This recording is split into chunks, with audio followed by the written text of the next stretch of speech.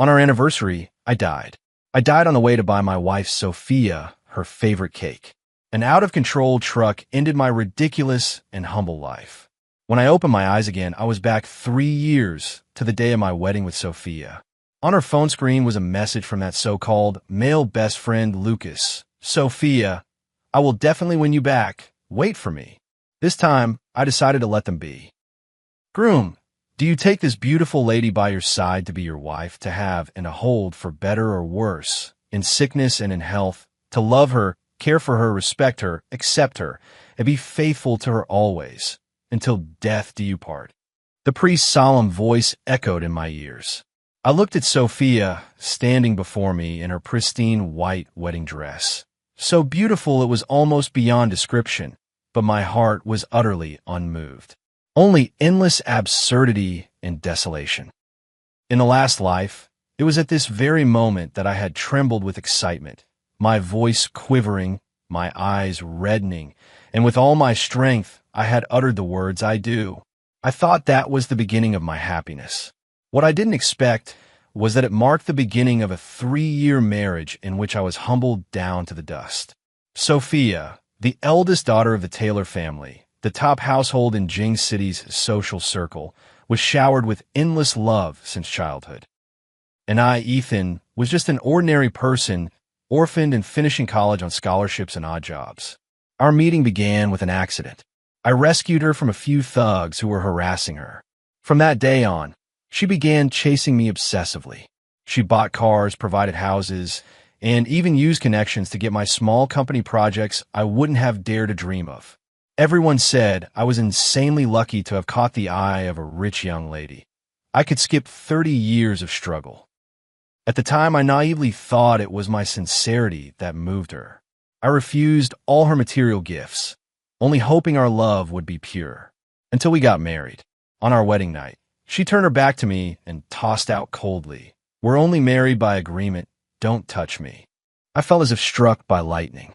It turned out that her insistence on marrying me was only to rebel against the family's arranged marriage and, moreover, to spite her childhood true love, Lucas.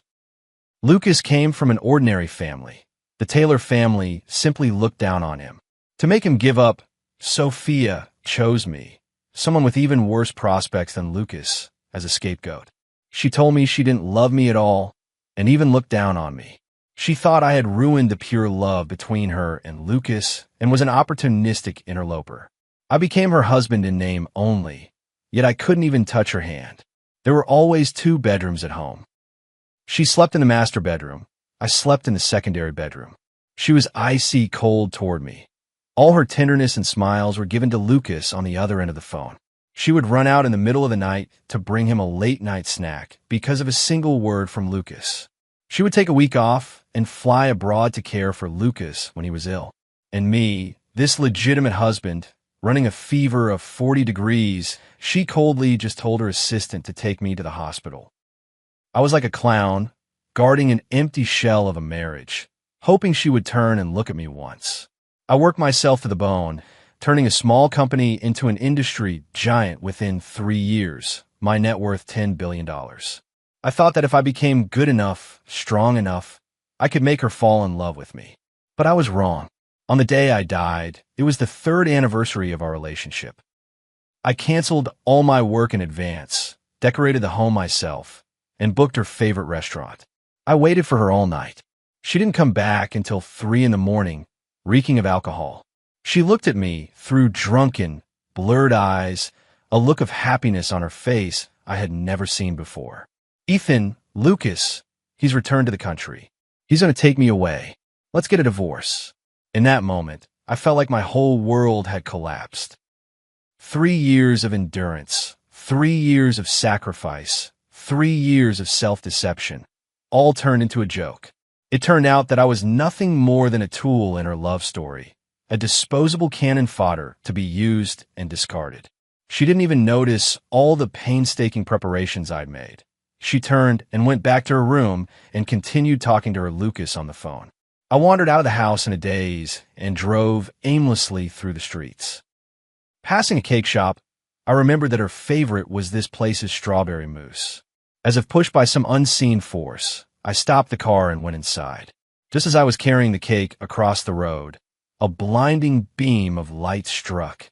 With the screech of brakes and the crowd's gasps, I was hit and hurled through the air. In the last moments before my consciousness faded, I saw the cake box fall to the ground, the delicate strawberry mousse crushed to pieces, just like my shattered heart. Groom? Do you take her? The priest's voice pulled me back to reality again. I looked at Sophia. A flicker of impatience crossed her eyes. It seemed to be urging me to hurry and finish this process. I saw her phone light up once, hidden beneath the bouquet. No need to guess. It was a message from Lucas. In my last life, I begged humbly for her love, only to receive endless hurt and ultimately death. This time around, I'm tired. I don't want to love anymore. I just want to lie flat and properly enjoy this hard-won rebirth. I tugged at the corner of my mouth and showed the kind of happy smile everyone else saw. Then I picked up the microphone, my voice clear and loud as it echoed through the entire church. I do not. The whole place fell deathly silent. Everyone looked at me as if I were insane. Sophia's face instantly went deathly pale. She stared at me fixedly, her eyes full of disbelief. Even the priest was stunned, stammering the groom, what did you just say? I ignored them. I turned around to face the guests below, their faces full of shock, and the tailors sitting in the front row, whose expressions had already gone as black as the bottom of a pot. I lifted the microphone and began to speak slowly. Ladies and gentlemen, I'm sorry, today's wedding is canceled, because I found out that Miss Taylor's heart still belongs to someone else. I don't want to be a stumbling block in someone else's love. I wish her and the one she loves a happy ending. After saying that, I set the microphone aside, tore off the corsage on my chest, and threw it to the ground. To the shock of everyone, I walked off the stage without looking back. The moment I stepped out of the church doors, sunlight poured down on me. I took a deep breath and felt an unprecedented sense of relief. Sophia, Lucas, this life, I'll leave the stage to you. I want to see how far your true love can go without me. The villainous supporting male getting in the way. As for me, I'm going to live my own life now. To hell with love. I'm starting to enjoy life. The news that I called off the wedding exploded through the elite circles of Jing City like a bomb. Everyone thought I was crazy. To refuse to become the son-in-law of the top-tier Taylor family and publicly back out at the wedding. Wasn't that asking for trouble? My phone was almost blown up. Some were gloating, some pride out of curiosity, but more were former business partners who used to flatter me, now flooding my messages to distance themselves. I ignored every one of them and shut my phone off. In my last life, I lived like a dog for Sophia, for that ridiculous marriage. This time around, I only want to live for myself. I checked into a 5-star hotel, soaked in a hot bath until I was satisfied, then ordered a table full of my favorite dishes. In my last life, to cater to Sophia's tastes, I ate Western salads with her for 3 years until my mouth had almost forgotten flavor. Now I can finally open up and eat my favorite spicy grilled fish and cheese-baked meat. After the storm passed, I lay on the soft big bed, feeling completely at ease. Coming back to life, my greatest golden trick is that my head is filled with memories of the next 3 years. I know which stock will surge, which industry will become the hot trend, which plot of land will be developed. Making money is effortless for me, but I don't want to fight so hard like I did in my previous life. I'm tired. I'm really exhausted. In this life, I just want to lie flat, be a hands-off boss, and live a salted fish life of eating, drinking, playing, and enjoying myself. I took out my phone and powered it on. As expected, countless missed calls and text messages flooded in. Sophia called the most. I blocked him immediately. Then I dialed the number of my most trusted aide from my previous life, who was also my best buddy in college, Jake. Hey, Ethan, are you okay? I heard. Jake's anxious voice came from the other end of the line. I'm fine, perfectly fine. I cut him off. Where are you? I'll come find you. Half an hour later, I met Jake at a pub. He looked at me with concern. Ethan, what on earth are you thinking? That's the Taylor family. You called off the engagement publicly. They won't let you off. I smiled and handed him a drink. Don't worry, the sky won't fall. I took a bank card out of my pocket and pushed it toward him. There's $5 million on it. All my savings. From today on, you'll be the owner of our company. Jake was stunned. Ethan, what do you mean? It means I'm handing the company over to you. I want to retire. Jake's mouth opened wide enough to fit an egg. Retire? Bro, you're only 25. You can't retire at 25? I said lazily, leaning on the sofa. I'm tired, I want a break. From now on, you run the company. I'll only provide the money and the big picture direction, leave the day-to-day operations to you. We split the profits 50-50. I told him about the few projects I remembered that would explode in the future and the stock codes of several speculative stocks. Jake was skeptical, but out of trust in me, he still agreed. Ethan, don't worry, I definitely won't let you down. Having taken care of the company's matters, I felt a weight lift off my shoulders. Just as I was about to leave, a familiar figure appeared at the bar's entrance. Sophia. She changed out of her wedding dress and into a simple dress, but it still couldn't hide her outstanding looks and temperament. She walked straight up to me, her eyes reddening, her voice trembling slightly. Ethan, why did you do this? I leaned back on the sofa, too lazy to even lift an eyelid. Nothing, I just figured it out. Figured it out? Sophia's voice shot up 8 notes.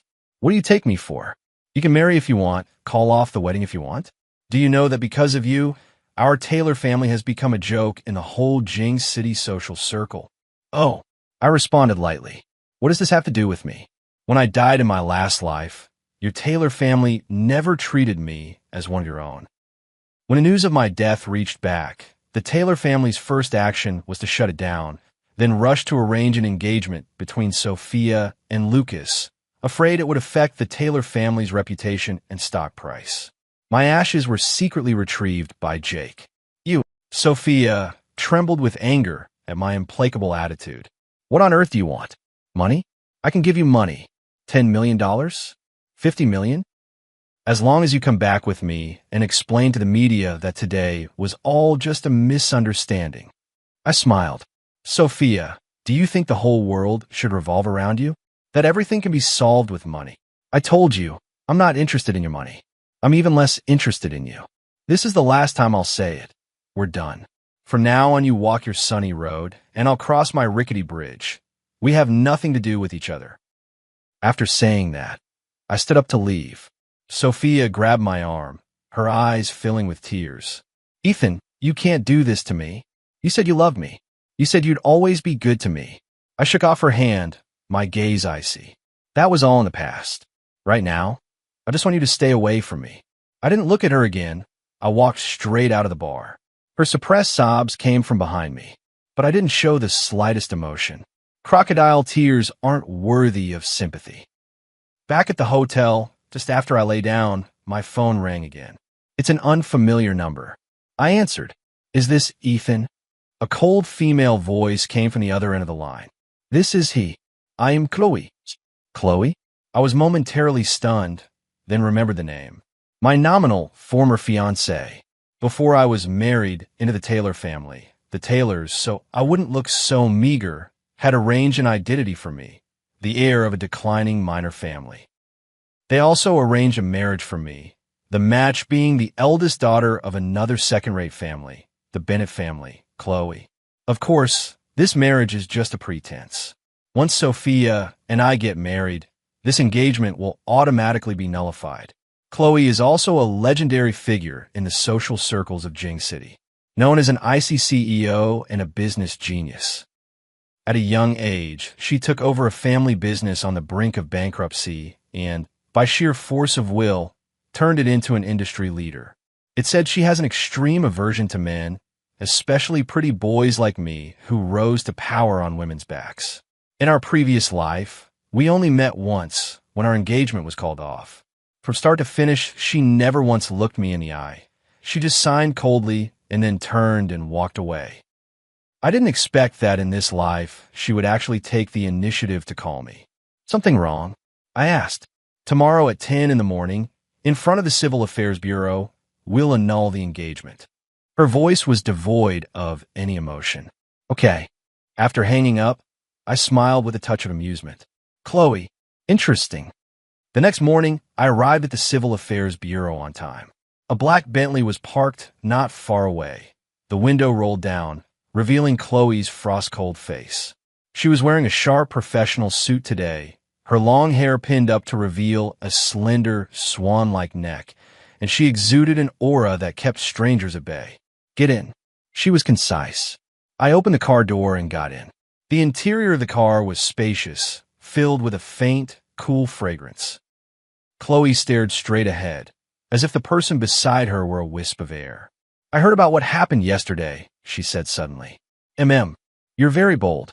Her tone gave nothing away as to whether it was praise or criticism. I smiled. You flatter me. Sophia isn't a simple woman, she said. I know. You can't beat her, and you can't beat the Taylor family.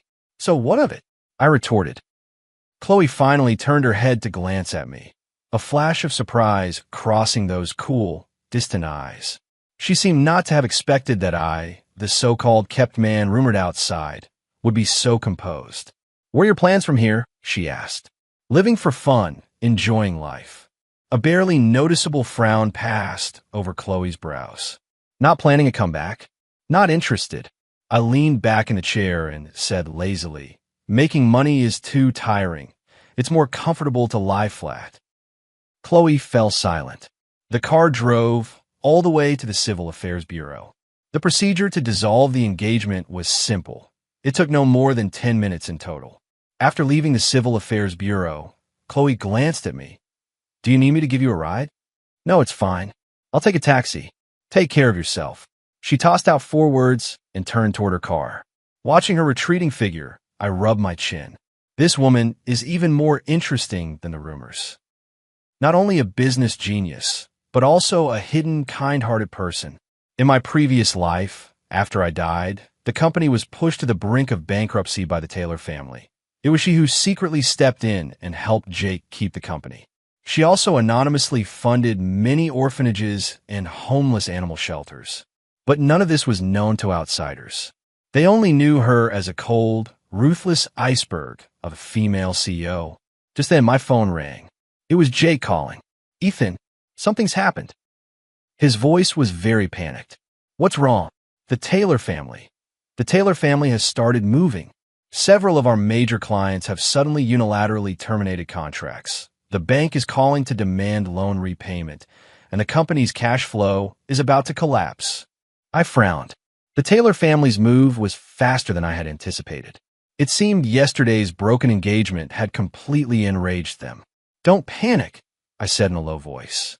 Follow what I told you yesterday. Sell off those stocks, then immediately buy the codes I gave you. As for the clients and the bank, stall them for now. But Ethan, those stocks are rising right now. It's such a pity to sell them now. Trust me, sell them immediately. My tone left no room for doubt. I knew those stocks were just a false boom. They would certainly crash within 3 days. The ones I had him buy were the real potential stocks. After hanging up, I took a cab back to the hotel. For the next few days, I completely lived like a couch potato. I slept until waking naturally every day, then it was gym and good food. I hired a personal trainer and began systematically restoring the 8-pack abs and mermaid line I had built in my previous life. I even specially hired a head chef to make me different cuisines every day, sampling the classic foreign dishes one by one. In my spare time, I also started studying winemaking. Foreign distilled spirits, fruit wines, Alesh. Anything that piqued my interest, I tried my hand at. As for the company matters, I handed everything over to Jake and became a hands-off manager. During that time, Sophia came to see me several more times. Once she even found the hotel where I was staying. She begged me for forgiveness through tears, saying she knew she was wrong, saying that she actually loved me. I just watched her performance coldly. A woman who doesn't even dare face her own heart. What right does she have to talk about love? I called the hotel security and had her escorted out. She never showed up again after that. I suppose she finally faced reality and gave up. A week later, Jake called me, his voice betraying uncontrollable excitement. Ethan, you are a god. The stocks we sold plunged to their daily limits as soon as the market opened today, and the ones you told us to buy all hit their upper limits. In just 1 week, we made a full $500 million. Calm down. I lay in the jacuzzi, sipping my home-brewed malt beer, and said lazily, "This is only the beginning." "Ethan, where are you now?" "I'll come find you. We have to celebrate properly." "No need. Celebrate on your own. I'm tired. I need a rest." After hanging up, I blissfully closed my eyes. With such a capable subordinate, lying back and making money felt absolutely great. Just as I was enjoying my salted fish life, someone unexpected reappeared in my world. That day, I was tasting delicacies in a newly opened private restaurant. The head chef of this restaurant was said to have been the last disciple of a star-rated hotel chef, mastering classic French dishes to perfection. I was eating with great relish when a girl in a pink dress, with a sweet face, came over. "Excuse me, is this Mr. Johnson?" Her voice was soft and sweet, very pleasant. I looked up and took her in. Very pretty, the kind of girl next door type who instantly makes you feel warm toward her. "I am." Her eyes lit up, and she sat down in the seat opposite me. "Mr. Johnson, my name is Luna. I'm your fan." "A fan?" I was a little surprised. Although I'm quite wealthy now, I've always kept a low profile. How could I have fans? Luna seemed to notice my confusion and, a little embarrassed, stuck out her tongue. "Actually, I'm a food blogger. A few days ago, I saw a review you shared online about classic French dishes. It was so professional. Even better than me, a professional blogger. So, I just wanted to get to know you." I remembered. A few days ago, I was in the mood and did post on a food forum, giving my thoughts on several classic French restaurants. I didn't expect to be singled out by a food blogger. "Did you come to see me about something?" I asked. Mr. Johnson, may I invite you to be a guest on our show?" Luna looked at me expectantly. No interest. I refused outright. "I just want to lie flat. I don't want to go on any show." "Please, Mr. Johnson." Luna became anxious.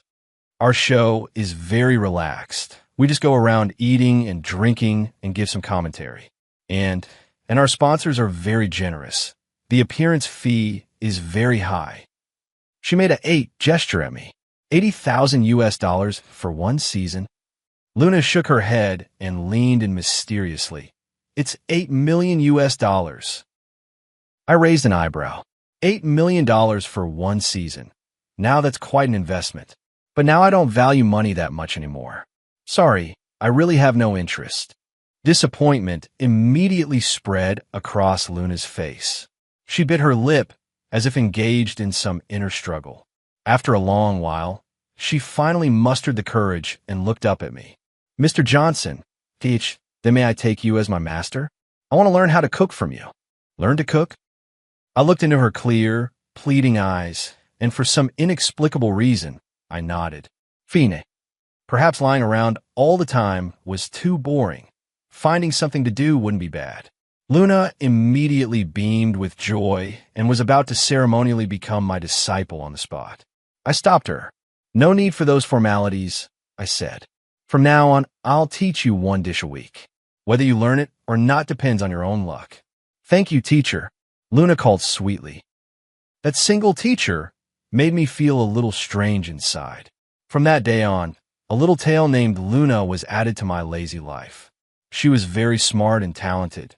The dishes I taught her, she always understood at a glance, and could even apply the lessons by analogy. She was like a warm little sun, bringing a touch of light to my quiet life. She would chirpily share the amusing things in her life with me, hand me water and wipe my sweat when I was working out, and look at me with starry eyes, freely giving her admiration and praise. Once, after I finished bench pressing, I was drenched in sweat. She came over with a towel and, as naturally as if it were the most ordinary thing, wiped the sweat from my chest and abdomen. When her soft fingertips inadvertently brushed across my abs, I clearly felt my body tense up in an instant.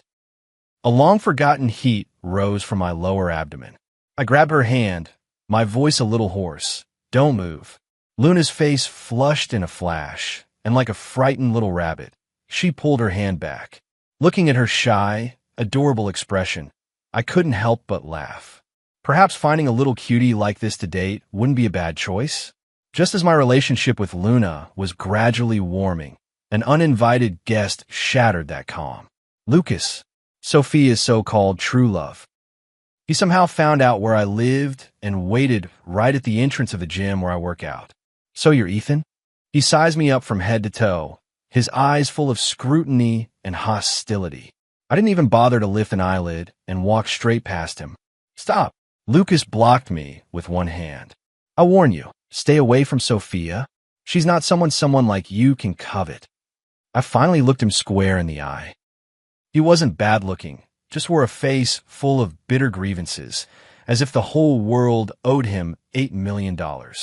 "First, she came to find me, not the other way around," I said coldly.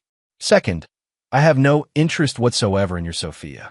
If you really have the ability, then look after her. Don't let her come bother me again." Having said that, I push him away and prepare to leave. "Stand still," Lucas snapped, humiliated and furious, swinging a fist at my face. I dodged to the side, grabbed his wrist with my other hand, and twisted hard. "Ah!" Lucas let out a terrible scream and felt his knees on the ground. I looked down at him from above, my gaze cold. "Don't provoke me. Otherwise, bear the consequences." I released my grip and turned to leave. She hadn't gone far when I saw Luna standing not far away with a worried look on her face. She was still holding the sports drink she had bought for me. When she saw me, she hurried over. "Teacher, are you okay?" "I'm Euphina." I shook my head.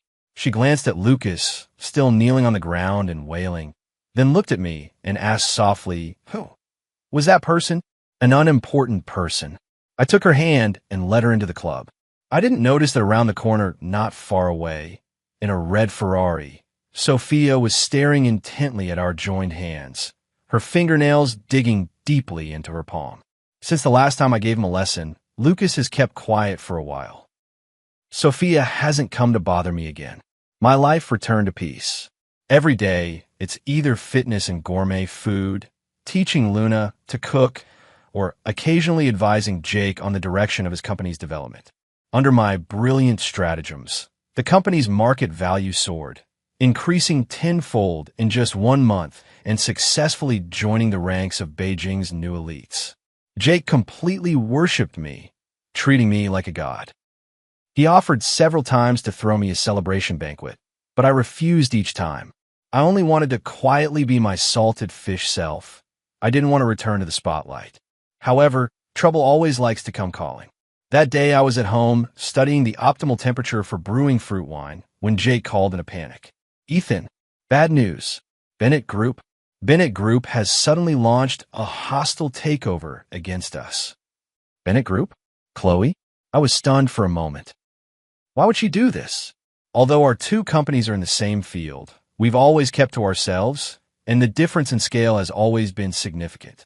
With the size of Bennett Group, swallowing us would be a dimensionality reduction attack. "What's going on?" I asked in a low voice. "I don't know either." Jake was near tears. "They suddenly announced this morning that they're going to buy our company at a 30% premium. They've driven our stock up through several daily limit ups already." "Ethan, what should we do?" I frowned. Chloe's way of doing things has always been steady and ruthless, but she would never act with this kind of groundless impulse. She must have a reason for doing this. "Don't panic yet." I soothed Jake. "If she wants to buy, then let her buy. Sell the shares you hold in batches. Slowly offload them. Remember, sell them at high prices. Push the price through the roof." "Huh? Ethan, are we really going to sell the company to her? This is what we worked so hard to build." Jake said unwillingly. "You can't catch the wolf without giving up the child." I snorted coldly. I want to see what trick Chloe, is trying to play. I hung up the phone and stared out the window, lost in thought. Chloe's move really did take me by surprise. But at the same time, it sparked my competitive streak. "You want to play? All right, then I'll play along with you." In the following days, the grand commercial battle in Jing City officially began. Bennett Group and my Ethan and Jake Tech launched an intense struggle for equity. Bennett Group, flush with cash, surged forward triumphantly, frantically scooping up shares. I had Jake use the shares he held to continuously drive up the stock price, dangling it in front of Bennett Group. For a time, Ethan and Jake Tech stock was driven up to an unprecedented height. The financial media across Jing City were all reporting on this business shocker of a snake swallowing an elephant. Everyone believed that Ethan and Jake Tech being absorbed was only a matter of time. Jake was frantic every day like an ant on a hot pan, calling me countless times. Ethan, we can't hold on much longer. At this rate, they'll buy up all our shares. Don't worry, the timing isn't right yet. I would always reply to him lightly. Finally, when Bennett Group's stake reached 49%, I told Jake to stand down. Another 2% and Bennett Group would achieve absolute control. The whole market held its breath, waiting for Ethan and Jake Tech to be completely sentenced to death. Bennett Group headquarters. Chloe stared at the stock price on the screen, which had already soared to an astronomical level, frowning. Her assistant stood to one side, cautiously asking, "Ms. Bennett, should we keep buying?" Chloe said nothing, simply staring intently at the computer. She couldn't shake the feeling that something was off. Ethan was just too calm, unnaturally calm, as if everything were under his control. Just then, her phone rang. It's an unfamiliar number. She picked up. "Ms. Bennett, having fun." A lazy male voice came from the other end of the line. "It's Ethan." Chloe's heart skipped a beat. "What do you mean?" "Nothing much." I smiled. "Just wanted to remind Ms. Bennett that the game should be over. I still hold 51% of the shares. What do you think your 49% can stir up?" Chloe's face went instantly deathly pale. She had planned everything, but she never expected that Ethan never intended to fight her from the start. He was only using her to drive the stock price to its highest point. And then, "What do you intend to do?" Chloe's voice trembled slightly. "It's simple," I said. "Tomorrow I'll announce that Ethan and Jake Tech will enter a strategic partnership with Taylor Group to jointly develop new energy projects. Once this news gets out, what do you think will happen to those stocks you bought at high prices?" Chloe's body wavered. She almost couldn't stay standing. She knew she had lost, soundly defeated. Once this news is confirmed, the stock price of Ethan and Jake Tech will inevitably surge again due to the positive development. And if she doesn't want to be completely trapped, she can only sell all the shares she holds before the announcement, regardless of the cost. When the panic-driven stampede of investors flees, the stock price will be instantly driven back to its original level, or even lower. The hundreds of billions of dollars she invested over the past few weeks will be completely lost. "Ethan, you're ruthless." There was a trace of helplessness in Chloe's voice. "Right back at you." After hanging up, I poured myself a glass of newly distilled foreign liquor and drank it in one go. The spicy liquid raked down my throat, bringing a thoroughly exhilarating sensation. "Chloe, do you think you're the hunter?" But little did you know, you had long been my prey. This round I won. However, before I could enjoy it for long, another call came in. It was Luna. Her voice was trembling with sobs. "Teacher, hurry. Ms. Taylor. Ms. Taylor is in trouble." When I arrived at the hospital, Sophia was being treated in the emergency room. Luna was crouched in the corner of the corridor, crying her eyes out. "What's going on?" I asked as I walked over. I went to interview a restaurant today and happened to run into Ms. Taylor there. Luna sobvith. She seemed to have drunk a lot, and later she just suddenly collapsed on the floor. Who was she with? She was alone. I frowned. Drinking alone to the point of a gastric bleed? What is this woman up to now, causing trouble again? Just then, the emergency room door opened. A doctor walked out. "Who is the patient's family?" "I am," I answered instinctively. The doctor glanced at me and said, "The patient has gastric bleeding caused by acute alcohol poisoning. Fortunately, she was brought in on time and is no longer in life-threatening condition. However, she still needs to be hospitalized for a few days of observation." I nodded and said thank you. Luna supported me and asked softly, "Teacher, should we go in to see her?" "No need." I shook my head. "Since she's fine, let's go." "But there's nothing to be sorry about." I grabbed her and prepared to leave. I no longer had an ounce of sympathy for Sophia. Whether she lived or died was none of my business. We had just reached the elevator when a weak voice came from behind us. Ethan. I turned around and saw Sophia in a hospital gown, pale, leaning against the wall and staring at me. Are you leaving again? Her voice held a pleading note. Do you really not want to see me at all? I didn't say anything. I know I was wrong. Tears slid from her eyes. Ethan, I really know I was wrong. I shouldn't have treated you that way. I shouldn't have kept thinking about Lucas. I didn't come to see you that day to beg you to get back together. I just wanted to apologize. My relationship with Lucas is completely over. He said he couldn't stand my spoiled temper, and he's already found a new girlfriend.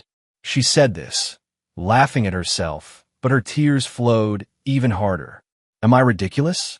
For a man who never loved me, I hurt the person who loved me the most. Ethan, can we go back to the past? She looked at me with hopeful eyes that gazed like an abandoned puppy. If it had been in my previous life, I might have softened. But now I only felt irony. Sophia. I looked at her, saying each word clearly. There's no going back. From the moment I gave up on you, we could never go back. So your so-called true love abandoned you, and now you want to come crawling back to me as a backup? Sorry, I'm not a recycling bin. My words were like a knife, plunging cruelly into her heart. Her face went instantly ashen, and her body swayed. Teacher, Luna tugged at my sleeve a little piteously. I ignored it. Mercy to the enemy is cruelty to oneself. This truth is one I bought with a life. Take care and recover. I tossed out the last line, grabbed Luna, and walked into the elevator without looking back. The elevator doors slowly closed, cutting off Sophia's eyes full of despair. Back home, Luna remained sullen the whole time. Teacher, were you too cruel to Miss Taylor just now? She asked softly. I glanced at her. Do you think I'm cruel? Luna lowered her head. I just think she looks so pitiful. I smiled and ruffled her hair. Silly girl, what you see is only the surface. Some people are not worth sympathizing with. I didn't explain the grudge between Sophia and me to her. I don't want her to know about those sordid past events. I only want her to remain forever like she is now, innocent and happy. Are you hungry? Teacher will make your favorite vanilla roasted ribs. I changed the subject. Luna's eyes lit up instantly. The gloom from a moment ago swept away. Seeing her so happy, my mood brightened as well. However, I hadn't expected Sophia's dramatics were far from over. A few days later, a sensational scandal suddenly broke online. Hashtag the insider story of the heir of Jing City's broken engagement, suspected to have married his new love. The original fiancé got drunk late at night and was hospitalized. Hashtag. This topic instantly shot to the top of the trending list. The news, with pictures and text, recounted the moving story of my broken engagement to Sophia, how he quickly hooked up with his new love Luna, causing Sophia to be heartbroken, binge drink late at night, and ultimately suffer a gastric hemorrhage and be hospitalized. The pictured images are of Luna and me holding hands in the hospital, and of Sophia lying on the bed, looking pitifully pale. In an instant, I became the scoundrel of the century, condemned across the entire internet. Luna was labeled the scheming homewrecker, the calculated mistress. Her Weibo was flooded with countless insults and attacks. Ethan, something's happened. Jake's call came again. Our stock price has started plummeting. So many partners are calling to terminate cooperation. They say our company's image is damaged. I stare at the news on my phone, my gaze growing colder. Sophia, you really are hopeless. You won't cry until you see the coffin. You think you can force me to bend with public opinion? You're way too naive. I picked up my phone and dialed number. Hey, it's me. Help me look up all the projects Taylor Group has been discussing recently, and any dirt on their company. Remember, I want the blackest stuff, the kind that will keep them down forever. After hanging up, I looked out the window and sneered. Sophia, you brought this on yourself. Since you want to play, I'll play with you to the end. Sophia's media offensive was fierce. Overnight, I went from a rags-to-riches inspirational role model to a heartless man everyone wanted to attack. Luna was also greatly affected. Her food show was suspended, Her advertising endorsements were withdrawn, and her Weibo account was muted due to too many reports. She shut herself up at home and saw no one. When I went to see her, she was sitting on the sofa, hugging her knees, her eyes swollen and red like walnuts. When she saw me, she forced out a smile more hideous than crying. "Teacher, you're here. Sorry, I dragged you into this." I walked over and sat beside her. Luna shook her head, and tears fell again. "It's none of your fault. It's my own fault. Do you trust me?" I asked, looking into her eyes. Luna nodded without hesitation. "Ido, no matter what others say, I believe you." A warmth filled my heart as I gently drew her into my arms. "Don't worry, this will be over soon." After comforting Luna, I returned home. The private detective I hired was very efficient and soon sent a thick file to my email. It contains detailed records of all of Taylor Group's illegal activities over the past decade. Tax evasion, bribery, unfair competition, and even several deaths. Staring at these shocking documents, I sneered repeatedly. The Taylor family, dazzling on the surface, are cut from the same cloth behind the scenes. I anonymously sent several of the most crucial pieces of evidence to a few influential media outlets, as well as to the tax authorities and the Supervisory Commission. After finishing all of that, I poured myself a glass of wine and quietly waited for the storm to arrive. The next day, the entire capital city was shaken. Hashtag Taylor Group suspected of massive tax evasion. President Sophia's father taken in for investigation. Hashtag several senior executives of Taylor Group investigated, exposing an earth-shattering scandal. Hashtag Taylor Group's stock plummets, facing delisting. A series of explosive headlines, like bombs, shattered the Taylor family to pieces. Taylor Group's stock plunged dramatically, leaving countless investors completely wiped out. The once bustling Taylor household is now deserted. Everyone avoids them like the plague. Sophia called me countless times, and I didn't pick up a single one. Later, she came straight to where I was living. She knelt before me, crying and begging me to let the Taylor family go. "Ethan, I beg you, please spare my father, spare our family. I know I was wrong. I shouldn't have smeared you online. I shouldn't have treated you like that. I've deleted all the posts. I'll clarify things with the media. I'll do anything." I looked down at her from above, my gaze without a trace of warmth. "Now you know you were wrong? Too late. When you used public opinion to attack me back then, why didn't you think this day would come? When you and your family looked down on me back then, treated me like a dog, why didn't you think this day would come? Sophia, all of this is what you brought on yourselves." I shrugged off her hand and shut the door. From outside came her desperate cries, but I remained completely unmoved. I'm not a saint. If someone offends me an inch, I'll give him a yard. This is my code of conduct. The Taylor family's affairs caused an uproar in the capital. Meanwhile, I began my own counterattack. I had Jake hold a press conference. At the conference, I revealed the prenuptial agreement between Sophia and me, as well as all the chat logs and call recordings between her and Lucas. The truth was laid bare for everyone. It turned out that I was the one who had been deceived and hurt. It turned out that Sophia was the one playing both sides and toying with people's feelings. Public opinion instantly flipped. Those netizens who had been shouting at me the loudest had all come to apologize under my Weibo posts. As for Sophia and Lucas, they became the new targets of online abuse. Luna's injustice was also finally cleared. Her show resumed airing, and the followers she had lost before all came back. The farce had finally come to an end. After dealing with these matters, I felt a bit exhausted. I said to Jake, "The company's affairs will be entirely entrusted to you from now on. I'm really going to retire." Jake didn't try to persuade me this time. He knew that after going through so much, I was truly tired. "Ethan, go enjoy yourself. The company has me. It won't collapse." I smiled and patted his shoulder. From then on, I completely disappeared from the business world and became a legend.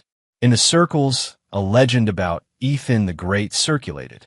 The legend says he built his fortune from nothing, becoming worth tens of billions of dollars in just 3 years. The legend says he planned with masterful strategy and, with a snap of his fingers, destroyed century-old aristocratic families. Legend has it that he retired at the height of his fame, choosing to withdraw from the spotlight. But no one knew that the legendary Ethan was currently in Willowbrook, teaching a girl named Luna how to make a caramel apple roll. Life in Willowbrook was peaceful and pleasant. I rented an old house with a yard, tending flowers, fishing, studying cuisine, and brewing wine every day. Luna also moved over and lived next door to me. She moved her own food show here as well. Every day, she would carry a camera, recording our routine of cooking together and tasting delicious food together. Her show's style changed from her previous restaurant hunting format to the current countryside food vlog. Unexpectedly, this slow-paced, cozy daily life became even more popular than before. Her follower count surpassed 30 million, making her undeniably a top food influencer. As for me, because I often appeared in her videos, even if only as a silhouette or a pair of hands, netizens affectionately nicknamed me the Divine Teacher. Everyone was guessing who exactly this Divine Teacher was, the person who could create heavenly dishes and dote on a top influencer so lavishly. They all look forward to the day they can see my true colors. But they're destined to be disappointed. I just want to live my little life quietly and not be bothered by anyone anymore.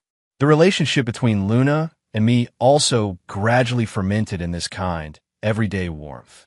We had no grand declarations of love, no vows etched in stone. Everything unfolded naturally. That night, we were in the yard watching the stars. I reached out to take her hand, only to find my fingertips trembling slightly. Luna noticed. She didn't speak. She simply took my hand and tucked it into her warm scarf. Then she stood on tiptoe and lightly kissed the corner of my mouth. "Teacher, I like you." In that moment, I felt as if all the stars in the night sky had fallen into my eyes. I lowered my head and kissed her soft lips. From that day on, we were officially together. Our relationship was no different from anyone else's. We went to the market together, cooked together, and curled up on the couch watching movies. She would curl up in my arms like a little cat, rubbing my abs. I would also, when she was asleep, secretly kiss her forehead. Plain, yet very happy. This kind of happiness was what I begged for, but couldn't obtain in my previous life. One day, we were live streaming in the yard, making roasted crispy chicken. Suddenly, someone started spamming the chat. "Isn't that Chloe, the CEO of Bennett Group?" No way. It really is her. What's she doing here? Could it be that the real identity of the Divine Teacher is Ms. Bennett's mysterious boyfriend? I turned and saw Chloe standing quietly at the gate, watching us. She was still in that sharp professional outfit, somewhat out of place with the town's leisurely atmosphere. "Why are you here?" I asked. "I came to give you your money back," Chloe said, handing me a bank card. "When you schemed against me back then, you made me lose $30 billion. Here's $30 billion. I'm giving it back to you." I smiled. "I schemed against you because you were the first to maliciously acquire from me. We're even. I can't take this money." Chloe stubbornly shoved the card into my hand. "I'm Chloe. I don't owe anyone favors." I looked at her and suddenly found it somewhat funny. This woman really is adorably stubborn. "All right." I took the card. "Then I'll consider this money your investment in my new project." "A new project?" Chloe was momentarily taken aback. "Yes." I pointed at the vats fermenting in the yard. "I'm going to build the country's largest private winery here, dedicated to producing top-tier foreign distilled spirits, fruit wines, and malt beers." Chloe looked at those plain-looking wine jars, then at me, her eyes full of doubt. "Just because of these jars?" "Of course not." I smiled. "I have the technique, the recipe, and now your investment. This project will surely make money without loss." Chloe fell silent. After a while, she asked, "Do you need my help?" "Of course," I said. "I'm missing a professional CEO." Chloe's eyes brightened for a moment, but quickly dimmed again. "The Bennett Group can't do without me." "Then let it go."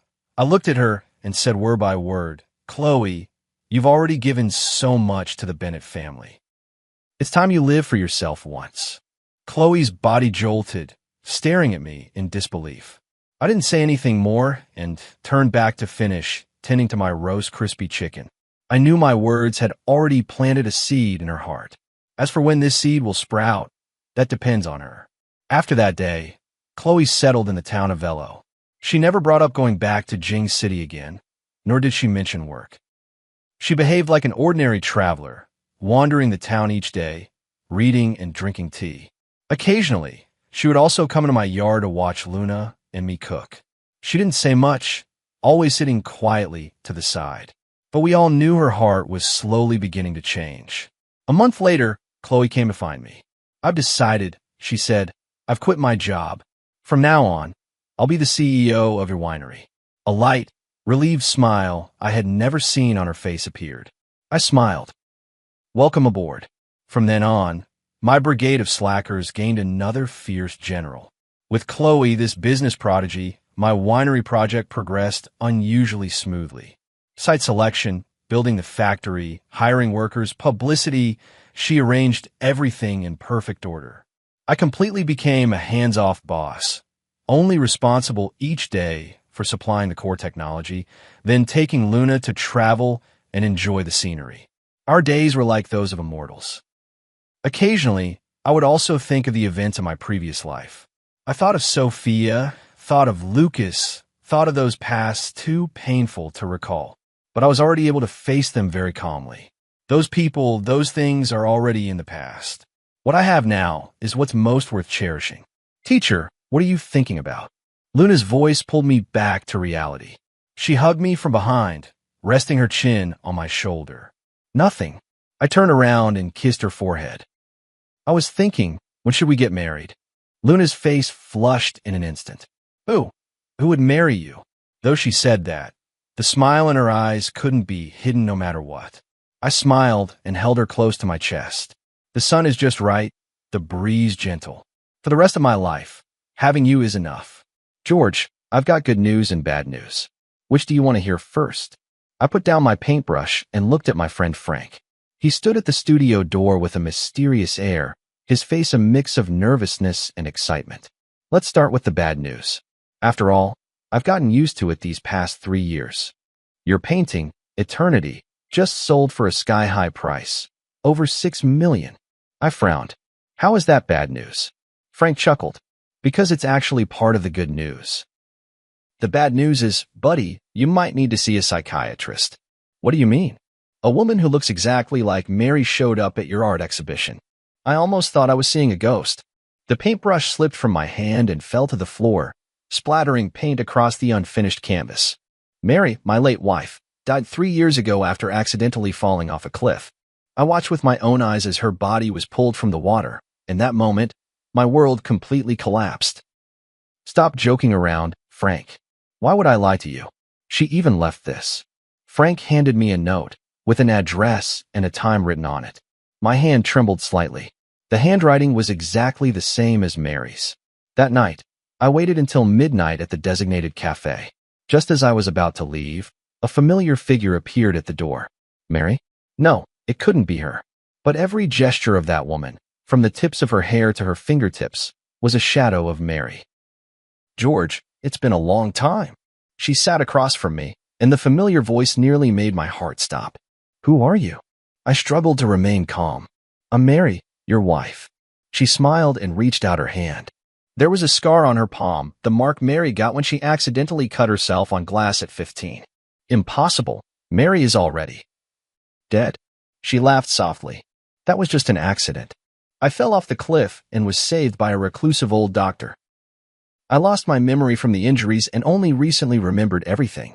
As she spoke, tears began to fall with an expression I knew all too well, the look Mary wore whenever she felt wronged. "I know it's hard to believe, but I really am Mary." I couldn't believe my eyes. The shade of lipstick Mary loved most, the faint little mole beneath her left ear, the unconscious habit of rubbing her ring while speaking. Everything was so familiar. Are you really Mary?" She nodded and took a small box out of her bag. "This is the proof." Inside the box was the first piece of jewelry Mary ever designed, a sapphire ring, the only one of its kind, never mass-produced. "I brought it with me that day because I wanted to surprise you." I suddenly stood up and pulled her into my arms. 3 years of longing surged over me like a tide. I held her tightly, afraid that if I let go, she would disappear again. On the way home, she told me about her experiences over the past 3 years. She was rescued by an old doctor in the mountains, lost her memory due to a severe head injury, and lived in a remote mountain village for more than 2 years. It wasn't until she happened to see a poster for my art exhibition that her memory gradually returned. The next day, I took her to see Frank. "Oh my God, it really is you, Mary." Frank stared in astonishment, eyes wide. "Frank, it's been a long time." She greeted him with a smile, exactly as I remembered. Frank pulled me aside and whispered, "Man, this is unbelievable, but I really believe it's her. Who else but Mary could call me by my childhood nickname so accurately? That was something only the two of you knew." A week later, Mary officially returned. We held a small welcome party for her. Her mother was so overwhelmed that she fainted, and when she woke up, she clung to her daughter and refused to let go. But that night, I noticed the first sign that something was off. Mary never ate mangoes because she was severely allergic. Yet the returned Mary absent-mindedly tasted a mango dessert and was perfectly fine. "Aren't you allergic to mangoes?" I asked. She paused for a moment, then quickly laughed and said, "Oh, that old Chinese doctor cured my allergy. He's really amazing." I nodded, but in my heart, I marked the first question mark. Is this really my wife? A month passed quickly, and Mary blended perfectly into our lives. She knew the location of every item in the house, remembered our shared memories, and could even accurately name friends we hadn't contacted in years. But those subtle feelings of discord kept growing. For example, the real Mary liked to listen to classical music, especially Debussy, while designing jewelry. But she would always unconsciously hum along to pop songs. Mary always habitually used her left hand to hold chopsticks, even though she knew it was wrong. She just couldn't change. But she was a standard right-handed user. The most obvious difference appeared that night when I accidentally caught her smoking in the bedroom. The real Mary hated the smell of smoke. Even when I came home from social events with a faint scent of cigarettes, she would frown. "When did you start smoking?" I stood at the doorway, my voice soft. She was clearly startled, hastily snuffing out the cigarette. This is a herbal cigarette for treating insomnia, prescribed by an old Chinese doctor." I nodded, not pressing further, but the doubts in my heart only grew deeper. The next day, I went to find Frank. "Help me check if, in the past 3 years, plastic surgery technology has advanced enough to achieve this level." Frank's eyes widened. "You mean, she's not Mary?" "I'm not sure, but there are always some things that don't add up." 2 days later, Frank brought news. High-end plastic surgery can make faces look similar, but it can't replicate the exact placement of scars or moles. And there's a limit to how well someone can imitate a voice. What if it was a twin? Frank shook his head. "Mary is an only child. We all know that." I decided not to show my feelings for now and to keep observing. A week later, Mary's mother came to my house with astonishing news. "George, Mary is going to have a baby," my mother-in-law told me excitedly. I stood there stunned. Before we got married, Mary had been diagnosed with uterine hypoplasia. The doctor had made it clear she could never get pregnant. This was our shared secret. Not even my mother-in-law knew. How do you know that?" I managed to ask. "Mary told me this morning. She said she already had a checkup. It's been 2 months. My mother-in-law happily grabbed my hand. "It's a blessing from above. Mary survived death, and now she can bring us new life." My heart sank to the bottom. This absolutely could not be Mary. That night, I dug out the hospital's diagnosis certificate in my study, which clearly stated the condition of Mary's uterus. But when I wanted to talk to Mary about it, I found her in the bedroom, excitedly discussing the decoration of the nursery with my mother-in-law. "Mary, could you come here for a moment?" I called her calmly. She followed me into the study, still wearing a blissful smile on her face. "Did you forget about this?" I handed her the diagnosis certificate. She took it and glanced at it, her face instantly turning pale. "George, I can explain." "Explain what?" "Explain that you're not Mary at all." Mother-in-law heard the commotion and walked in. "What's going on with you two?" "Mom, take a look at this." I handed her the proof. My mother-in-law read it, then looked at Mary in astonishment. "What's going on?" "Mary, you can't have children." "Of course she can," I sneered, "because she's not Mary at all." My mother-in-law's face changed dramatically. "What nonsense are you talking about?" "I can explain." She hurriedly grabbed my mother-in-law's hand, That old Chinese doctor not only saved my life, but also cured my uterine problem. It's a miracle, truly. My mother-in-law looked at me, then at her, hesitating. George, you're being too paranoid. My mother-in-law finally took her daughter's side. Mary has come back with great difficulty.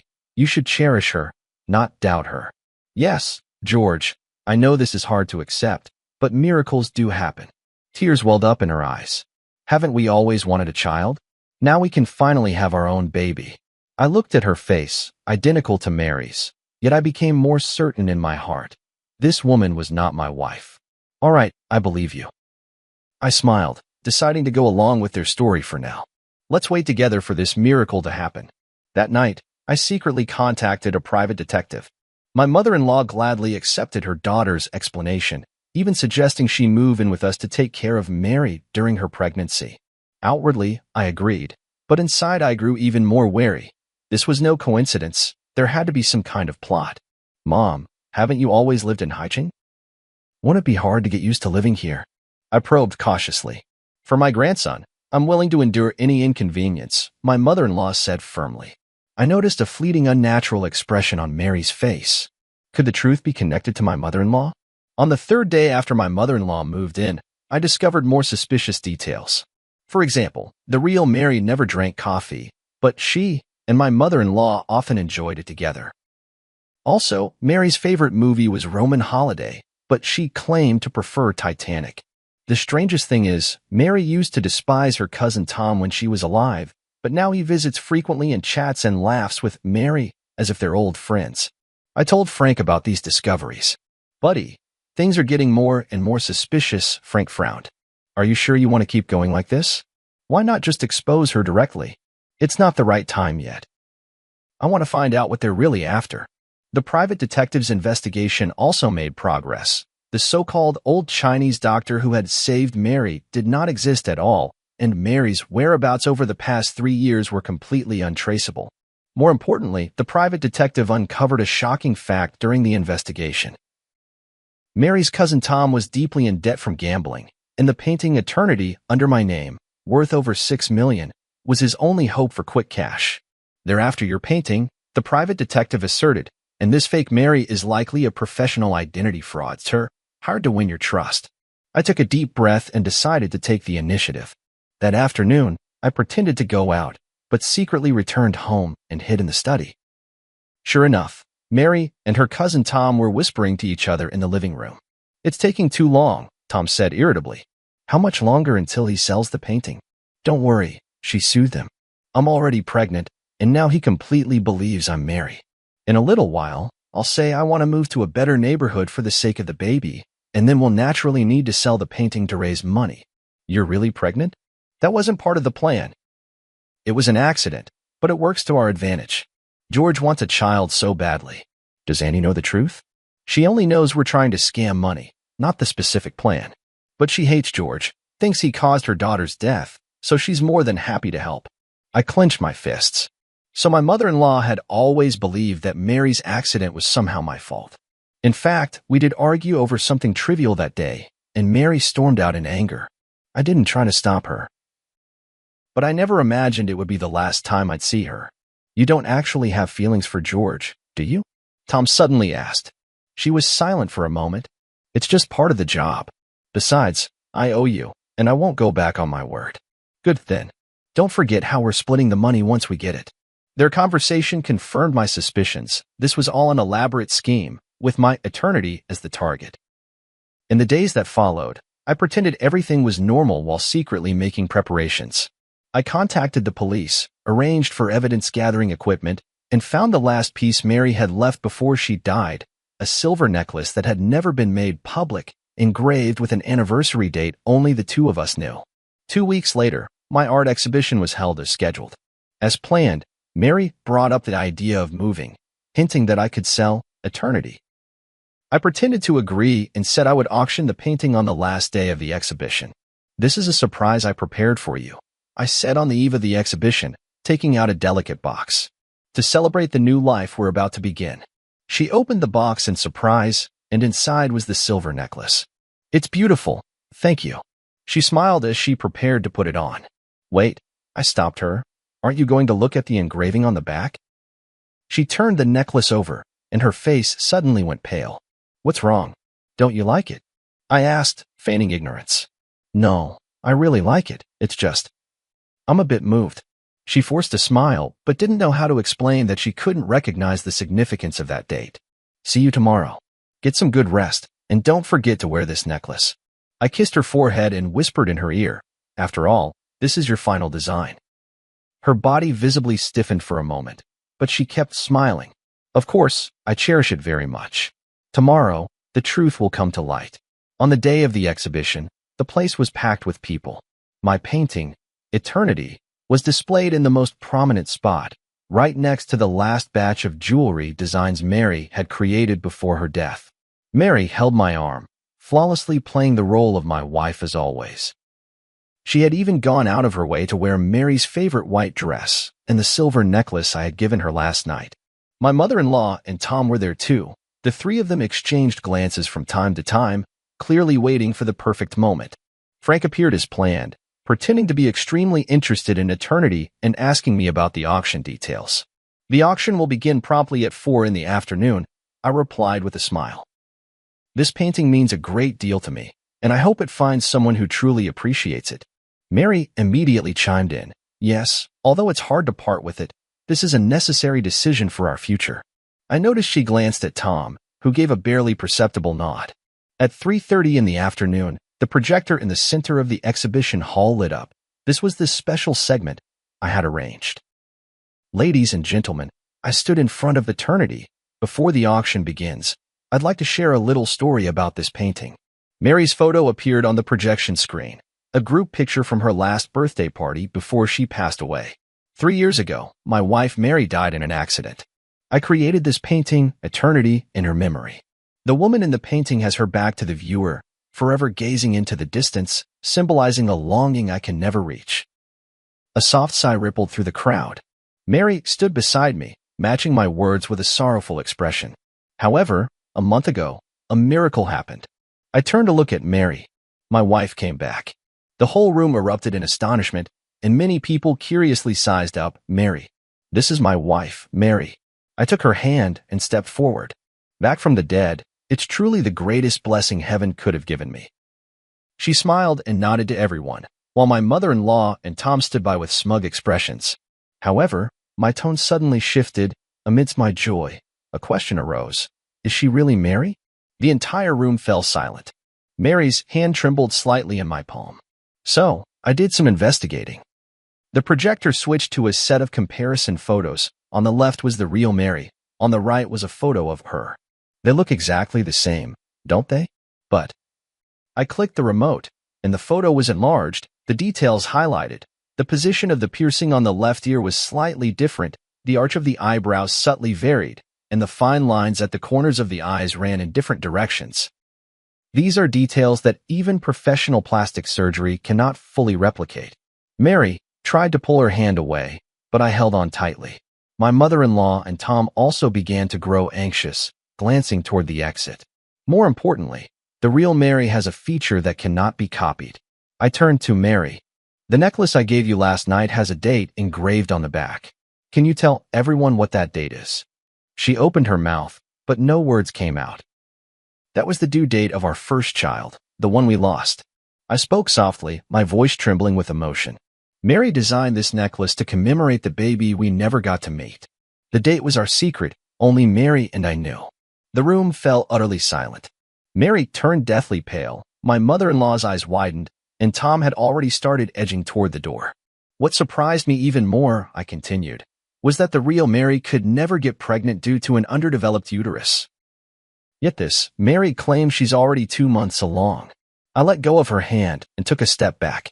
So, who are you really? A flicker of despair flashed in Mary's eyes, but she quickly regained her composure. I am Mary, it's just that old Chinese doctor. The non-existent old Chinese doctor, right? I sneered. Just like the non-existent amnesia, the non-existent miraculous recovery. I turned toward the projection screen. Let's see the truth. The screen played the secretly recorded video of her conversation with Tom, their discussion on how to swindle Eternity, clearly audible. This isn't She tried to explain, but my mother-in-law had already rushed forward. "Who are you really?" my mother-in-law screamed. "You're not my daughter?" "Auntie, stop pretending," I said calmly. "You know she's not Mary. You just wanted to get back at me, didn't you?" My mother-in-law's face turned pale. "I didn't know she was going to impersonate Mary. Tom just said he needed help to scam some money." "Police, don't move." Several plainclothes officers emerged from the crowd, blocking Tom as he tried to escape. Amid the chaos, Mary took the opportunity to shove me aside and run toward the exit. I chased after her and caught up in the parking lot. "Tell me, who are you really?" She finally stopped, turned to face me, tears welling in her eyes. "My name is Luna. I'm an actress. Tom found me and said if I helped trick you out of a painting, he'd give me $1 million. I needed the money for my sister's medical treatment." "Why did they choose me? Why Mary?" She shook her head. "I don't know. They gave me a lot of information, photos, videos, even your chat logs. I was just following the script." The police arrived and took her away. I stood where I was, gazing at the distant sky, my heart a tumult of emotions. Back in the exhibition hall, the crowd had already dispersed, leaving only Frank and a few police officers. "It's all been cleared up," Frank walked over. "Tom owed money to loan sharks and was desperate. Your mother-in-law always resented you for not saving Mary, so she helped them plan the whole thing." I walked up to Eternity, gently caressing the back of the woman in the painting. "Mary, I can finally give you an answer." The police left with the evidence. Frank patted me on the shoulder. "What do you plan to do next?" I took a deep breath. "Prepare for the final painting." "What will it be called?" "The Pursuit," I said softly. "This time, I'll paint her face, not just her back." After the case was solved, my life seemed to return to where it was 3 years ago. Eternity was temporarily held by the court as crucial evidence. Tom and Luna were arrested for fraud, and my mother-in-law was investigated as an accomplice. "The prosecution wants you to testify in court," the officer called to inform me. "The trial is scheduled for early next month." I agreed, though I was utterly exhausted inside. After exposing the deception, I thought I would feel the thrill of revenge, but what I felt instead was a profound emptiness. Those days spent with Mary that month had allowed me to feel a trace of warmth in life again, even if that warmth was born of lies. Frank often came to see me, worried I might fall into despair once more.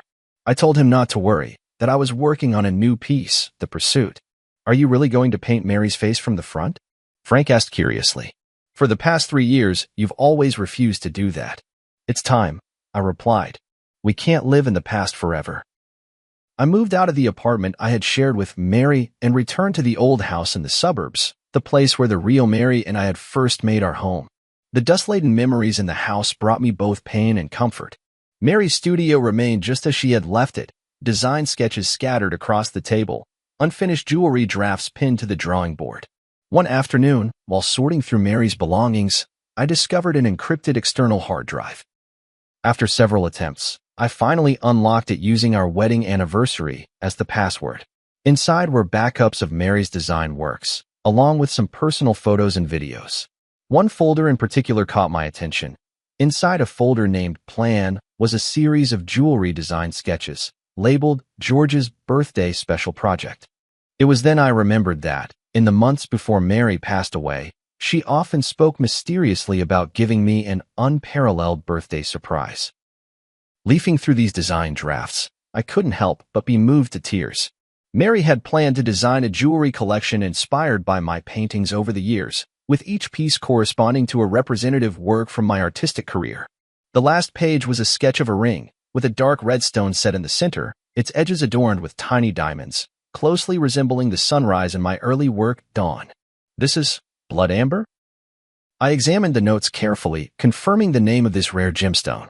Mary's designs had always been bold, but blood amber is extremely rare in the Chinese market, almost impossible to acquire. How did she obtain such a material? As I continued searching, I found a series of email correspondence screenshots. Mary had actually contacted a gemstone dealer in Myanmar, commissioning the blood amber specifically for this ring. The last email showed that the gem had already been shipped, but the date was exactly 1 week before Mary's death. I immediately called Frank. "Help me check if there was a package sent from Myanmar 3 years ago. addressed to Mary. 2 days later, Frank brought news. The package did exist, but since no one signed for it, it was returned. However, according to the shipping records, it was resent a month ago, this time addressed to you. What? I was completely confused. I haven't received any package. Check your old apartment? Frank suggested. Back at my old apartment, the manager told me there was indeed a package, but it had been signed for by Mary. She said it was a surprise for you, so she didn't notify you, the manager explained. This meant Luna had taken the blood amber. I rushed to the detention center and requested to see Luna. Separated by glass, she looked much more haggard than the last time we met, but still wore that face so similar to Mary's. What are you doing here? She asked coldly. A month ago, you signed for a package from Myanmar. There was a blood amber inside. I want to know where it is. She looked surprised. How did you know? Tom asked me to sign for it. He said it was some precious gem. He took it. My heart sank. Tom was deep in gambling debt. A precious blood amber would be a windfall for him. He had probably sold it long ago. That blood amber is very important to me, I said softly. It was the last gift my wife left me. Luna was silent for a moment, then suddenly said, maybe it's not that bad. Tom said the stone has flaws, its value is greatly reduced, and he hasn't found a suitable buyer yet. Hope was rekindled. If Tom hadn't sold the blood amber yet, maybe there was still a chance to get it back. Do you know where he might hide it? Luna hesitated for a moment. He has a safe deposit box in a self-storage facility on the east side of the city. After getting the address, I immediately contacted the officer in charge of the case and explained the situation. Since Tom was involved in a large sum of money, the police quickly approved the search request. Mr. George, we've found the safe deposit box, the officer said over the phone. Inside, we did find the blood amber you described, as well as some other evidence. A few hours later, I retrieved the blood amber at the police station. It was even more beautiful than I had imagined. Within the dark red core, wisps of mist seemed to swirl, shifting strangely under the light. This was the birthday gift Mary had so carefully chosen for me, waiting for 3 years. Back home, I carefully placed the blood amber beside the canvas of the pursuit. The painting was already more than half finished, Mary's face emerging from the blur into clarity, yet it still felt like something was missing. Watching the blood amber glimmer faintly under the light, I suddenly understood how I should complete the painting. The creation of the pursuit entered its final stage. I decided to break convention and incorporate the blood amber into the artwork. This would not only be a portrait, but a hybrid piece that fused painting with the art of jewelry. Are you sure you want to do this? Frank frowned. That blood amber is priceless. That's exactly why, I said firmly. Mary chose it for me. She wanted to inspire an unparalleled masterpiece. I will fulfill her wish. For 2 whole weeks, I worked day and night, neglecting sleep and food. I cut the blood amber into thin slices and inlaid them at the spot of Mary's eyes on the canvas, making her gaze truly come alive. I used a special technique to blend the surrounding paint, creating a harmonious transition with the gemstone. From certain angles, the entire painting seemed to be imbued with life, and Mary's expression would shift depending on where the viewer stood. On the day I finished the piece, Frank brought news. Luna had been sentenced to 3 years in prison, but due to her good attitude in confessing, she might serve only 1.5 years. Tom, involved in multiple fraud cases, was sentenced to 7 years. My mother-in-law, as an accomplice, received a suspended sentence. The case is finally over, Frank said. Are you planning to exhibit your painting? Yes. Next month there will be a solo exhibition at the National Art Museum, and The Pursuit will be the grand finale. The curator couldn't stop praising this piece, believing it represents the innovative direction of contemporary art and marks the pinnacle of my career. Indeed, this painting, which incorporates Mary's jewelry design concepts, is in some sense a creation we made together. On the eve of the exhibition, I checked the arrangement in the gallery alone one last time, making sure every piece was perfectly lit and positioned. When I reached The Pursuit, I couldn't help but stop and gaze at it. Mary's face was vividly lifelike, her eyes inlaid with blood amber gleaming under the spotlight, as if she were smiling at me. For the first time in 3 years, I faced her directly, no longer painting only her back. Mr. George, a stranger's voice called from behind. Sorry to disturb you, but the gallery has been cleared. He turned around to see a young woman dressed in the museum's staff uniform. And you are?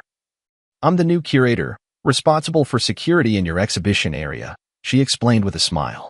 I really like your work, especially this piece, The Pursuit. Thank you. I nodded. I'll be leaving soon. She didn't leave, but continued to gaze at the painting. That red gem is beautiful, almost as if it's alive. It's blood amber, I explained, a very rare gemstone. I know, she said softly, top-grade blood amber from Myanmar, containing plant fossils, extremely rare. I looked at her in surprise. You know a lot about jewelry? She smiled.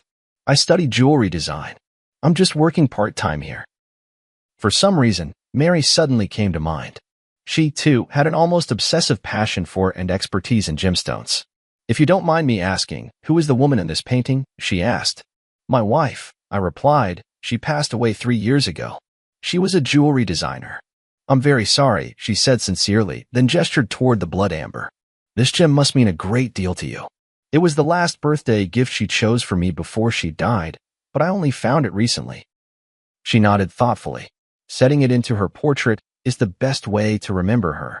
For some reason, talking with this unfamiliar woman brought me a strange sense of calm. Perhaps it was her love for jewelry that reminded me of Mary. Sorry, I have to continue my rounds. She glanced at her watch. See you tomorrow, Mr. George. See you tomorrow, I replied, watching her leave. On the way home, I felt an unusual peace. The completion of The Pursuit seemed to mark the end of my search for Mary as well. Not forgetting, but remembering her forever in another way.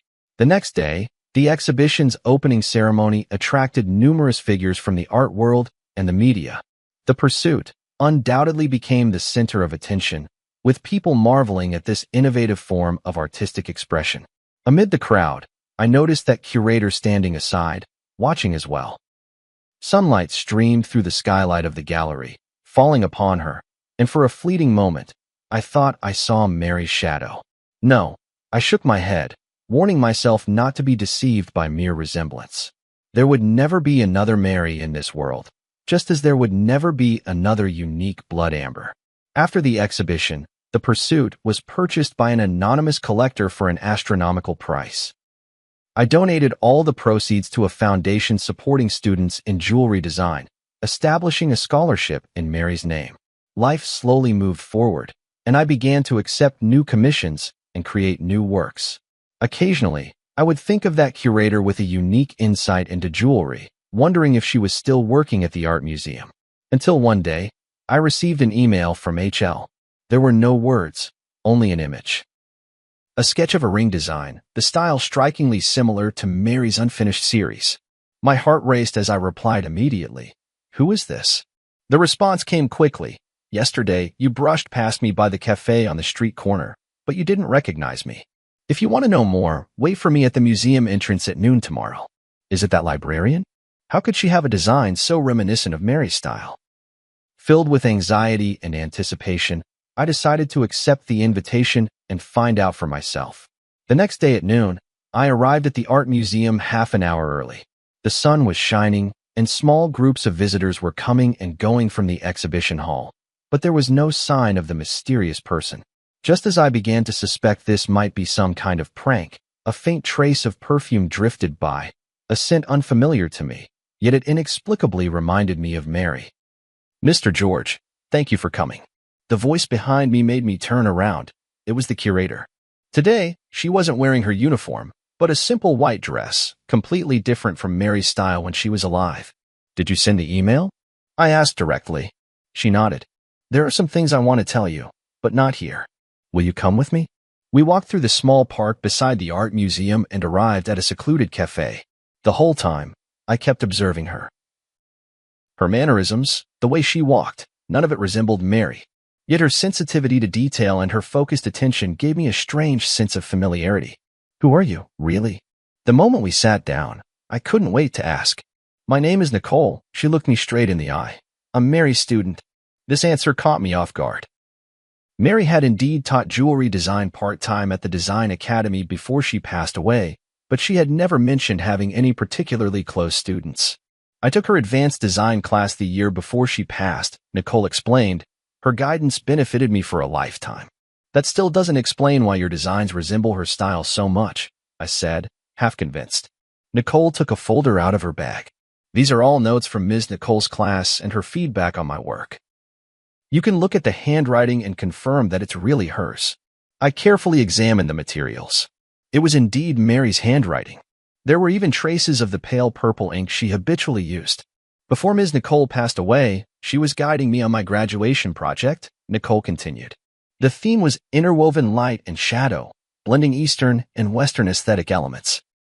She gave me a lot of valuable advice, and even showed me a sketch from a private project she was working on at the time. George's special birthday project? I blurted out. Nicole's eyes widened in surprise. You know about it? I only found out recently. I briefly explained the origin of the blood amber. I knew that blood amber would eventually find its way back to you, Nicole said with a smile. Nicole always said it was a destined gift. Is that why you contacted me? Because you saw the blood amber?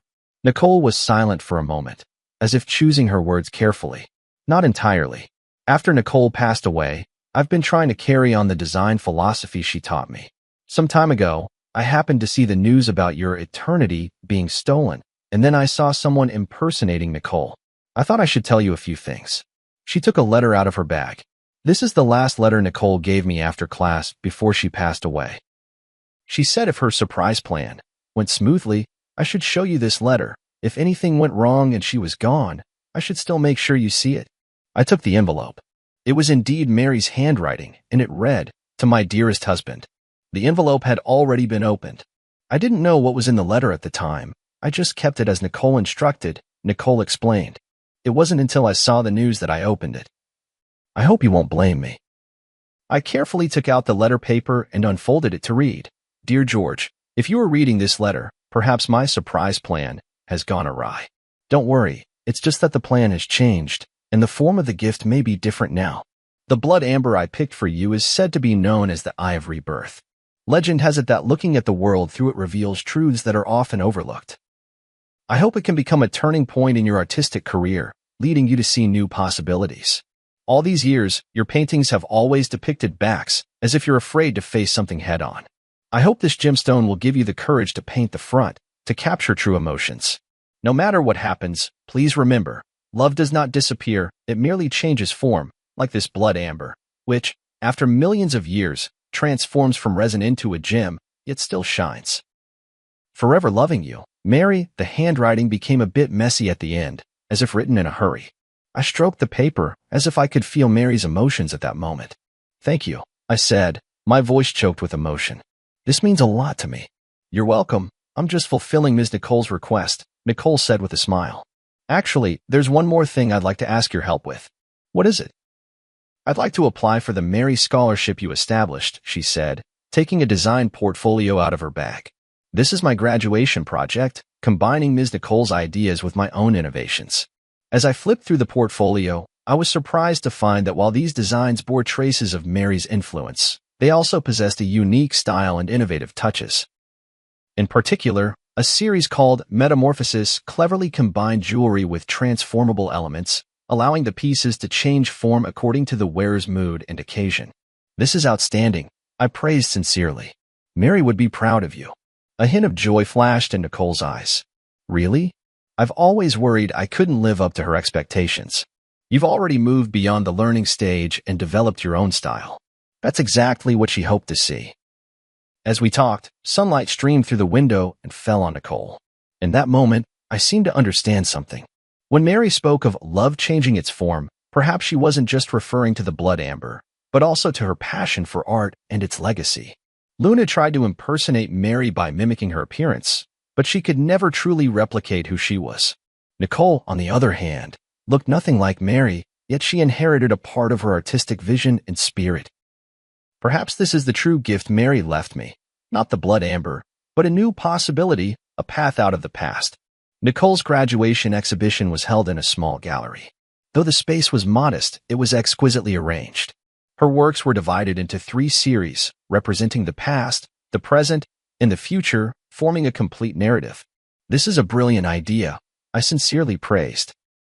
From tradition to contemporary and then to the future, it showcases the evolution and possibilities of jewelry design. Nicole smiled and nodded. This was inspired by teacher Nicole. She always says that good design should look back at history, be grounded in the present, and look forward to the future. As I walked through the exhibition hall, I noticed a special display case in the corner, containing only one piece, a seemingly simple ring with a small red gemstone set in the center. This is. I leaned in to read the label, which said, "In memory, dedicated to Teacher Mary." Yes, I made it from a small piece of blood amber I bought with my own savings, Nicole explained. It can't compare to the quality of yours, but it's also from Myanmar. I examined the design of the ring closely. Clean, powerful lines with fine silver threads encircling the blood amber, as if protecting the central gem, yet also seeming to radiate light outward. This is very similar to Mary's final design style, I said softly, but it also has your own unique touch. I wanted to create a piece that could both commemorate Teacher Nicole and showcase my own style, Nicole explained. The blood amber represents her influence, while the outer design is the direction of my own development. The exhibition attracted quite a few industry insiders, including some well-known figures from the jewelry design world. After viewing the exhibition, an older female designer approached Nicole and offered her an internship opportunity. I stood by, genuinely happy for Nicole. In the evening, as the exhibition was drawing to a close, Frank arrived as well. Seeing me with Nicole, he gave me a knowing smile. "New friend?" he asked me quietly. "Mary's student," I explained simply. "Very talented." Frank nodded without asking further questions. After touring the exhibition, he gave high praise to Nicole's work.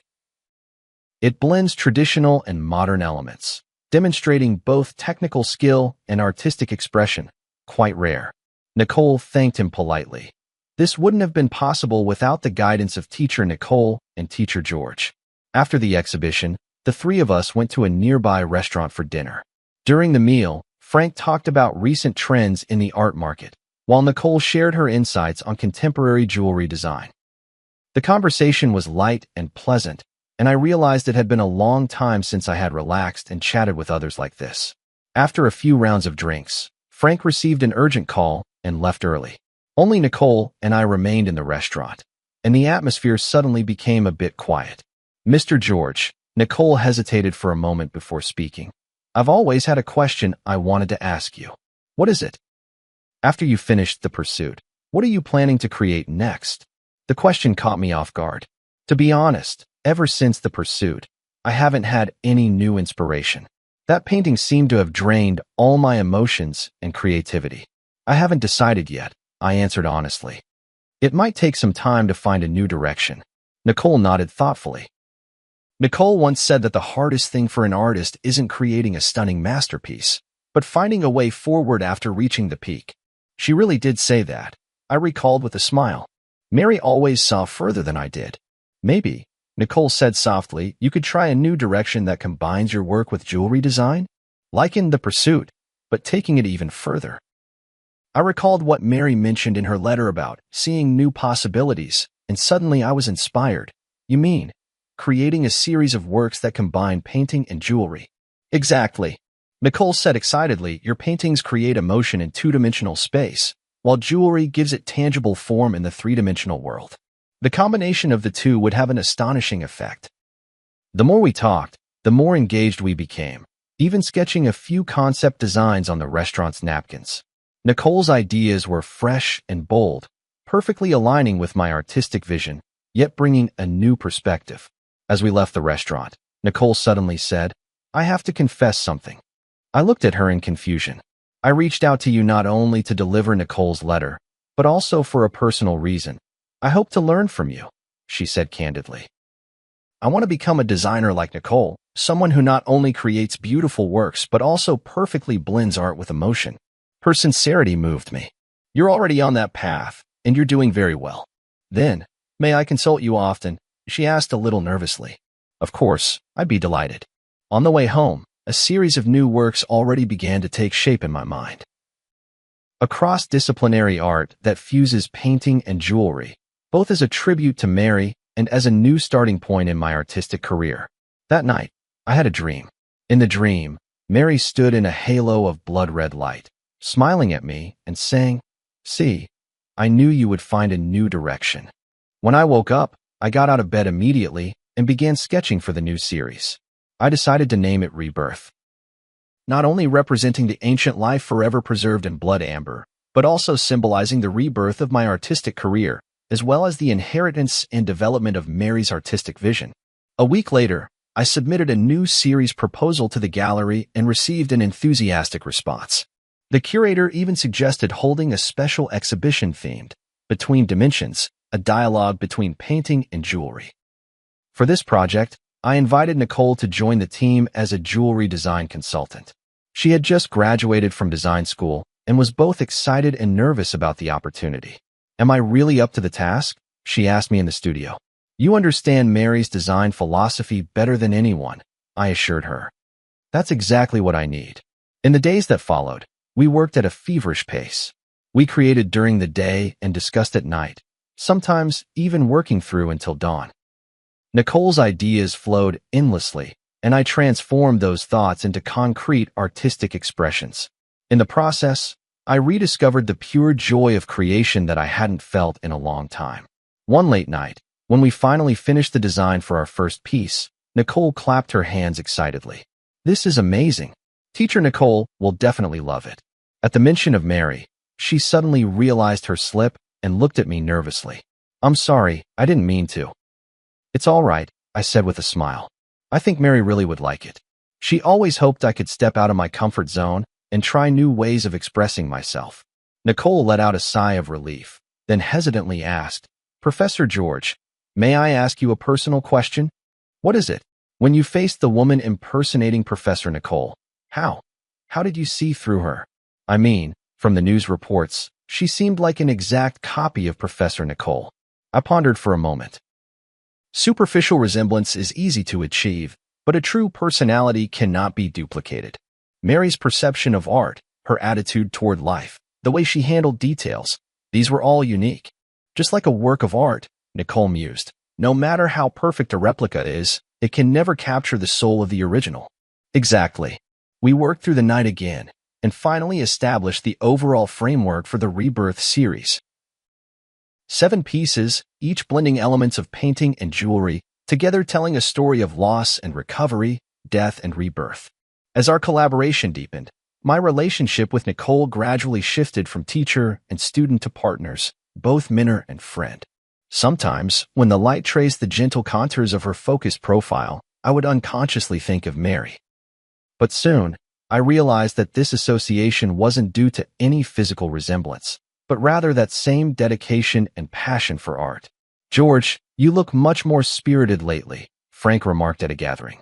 "It's been a while since I've seen you so full of life." "Yeah, the new project has helped me rediscover the joy of creating." "Nicole's a good girl," Frank said meaningfully. "Talented, and she really understands you."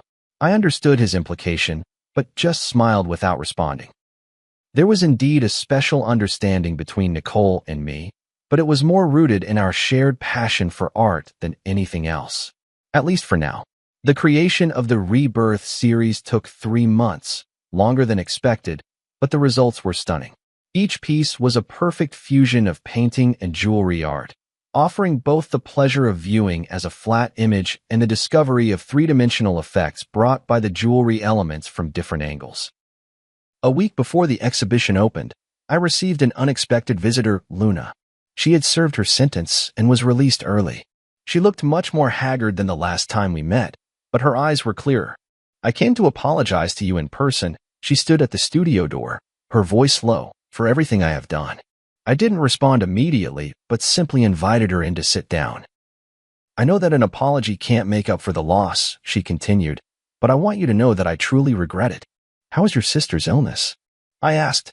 She looked up in surprise. You know. I guessed. "You said you needed money for a reason, and I think that must have been true." "Yes," she nodded. "My sister's surgery was a success, and now she's fully recovered. For the past 3 years, I've been thinking about how to make up for my mistakes, even though I may never be able to." I was silent for a moment, then said, "You know, in a way, your appearance actually helped me." "What do you mean?" "It forced me to confront the past, to re-examine my memories with Mary, and ultimately to find a way forward." I pointed to the sketches of the Rebirth series on the wall and briefly explained this new project. Luna listened quietly, a look of genuine respect in her eyes. "I'm glad you were able to find a new beginning from that nightmare," she said at last. "I hope I can find my own path to rebirth as well." As she left, She handed me a small package.